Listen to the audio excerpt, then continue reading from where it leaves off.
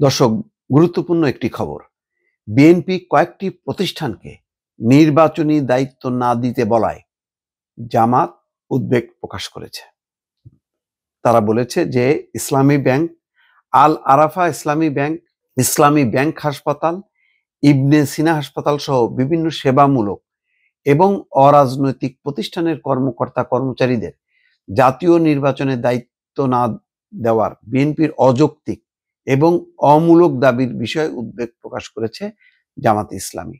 জামাতে ইসলামীর secretary general মিয়া গোলাম পরোয়ার এক বিবৃতিতে উদ্বেগ জানিয়েছেন। তিনি বলেছেন যে উক্ত প্রতিষ্ঠানগুলো অরাজনৈতিক এবং সেবামূলক। তারা দীর্ঘদিন ধরে অত্যন্ত সুনাম এবং দক্ষতার সঙ্গে দায়িত্ব পালন করে আসছে।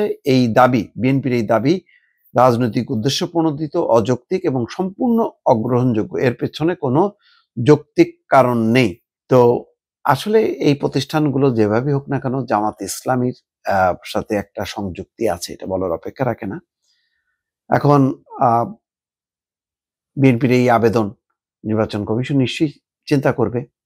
এটা নির্বাচন কমিশনের অধিকার, কাকে নির্বাচনী দায়িত্ব দেবে, কাকে দেবে না। তবে নির্বাচন কমিশন নিশ্চয়ই চেষ্টা করবে যে বিতর্কের বাইরে থাকার জন্য। দর্শক।